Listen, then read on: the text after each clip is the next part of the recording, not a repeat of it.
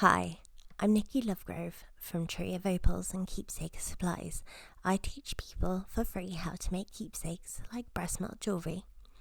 In this video, I'll be using UV resin to make breast milk stones for my best-selling twisted band ring. I've been selling this design on Tree of Opals for around 8 years, and it's the most highly requested ring. I love the simplicity of the handmade band, and the stone is designed to be the most secure it can be for a larger size stone. If you'd like me to make you one, just visit treeofopals.com and click on breast milk rings.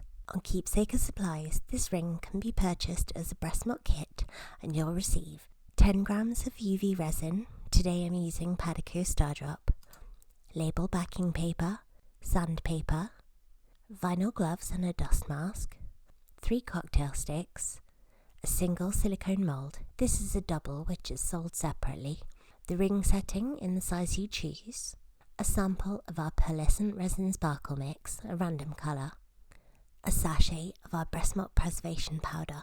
You'll also need a pestle and mortar to grind the milk, UV top coat, a wooden ring clamp, a curved burnisher and a silver polishing cloth. I have videos showing you how to grind the dried milk paste into a fine powder too, so I've skipped all of that for this video and have my client's milk ready to go. I'm just regrinding it so it's super fine. Add a drop of clear resin to a piece of label backing paper and add some of the preserved breast milk powder. Mix together well so it's an opaque paste. Prepare the mould by adding a drop of clear resin and remove any air bubbles. Now add a tiny amount of the breast milk resin and swirl in. You can mix it in completely, but I like the swirls.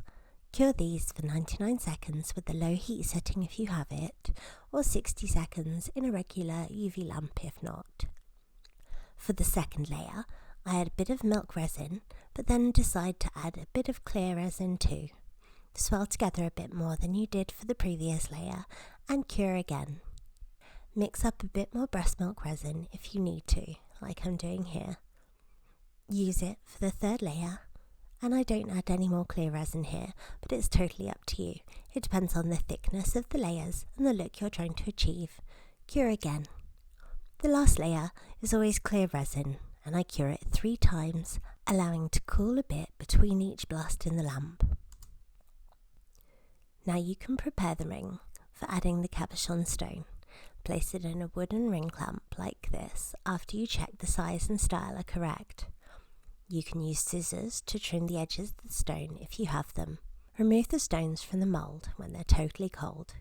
If you're making the ring for a client, you can send them a photo to let them pick their favourite stone. You could offer to make an additional piece for the client if you have a spare setting the same size, and I always return the unused stones either way. Trim away the excess resin with scissors or side-cutting pliers. The back of this stone is a bit uneven, so I file it flat with sandpaper, being careful not to scratch the shiny top. You can use a diamond file like this if you prefer. Now check the stone fits nicely in the ring.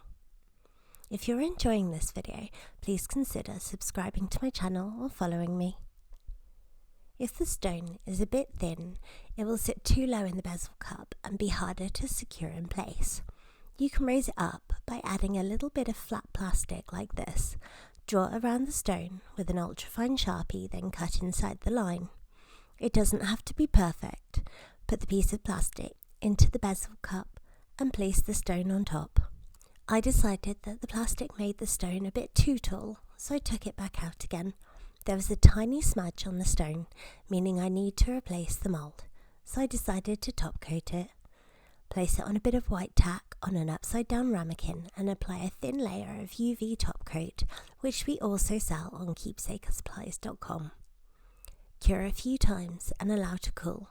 Put the stone back in the bezel cup and use a curved burnisher to rub over the silver to secure the stone. Press in the edges at 12 o'clock. 6 o'clock, 3 o'clock, then 9 o'clock, then the corners. Then smooth down any ridges. I like to finish with the back of the burnisher, then use a silver polishing cloth before I take photos. I'm so grateful for my client's permission to film this anonymously as part of my series of courses to make breast milk and memorial jewellery. Now, relax and do some crafting.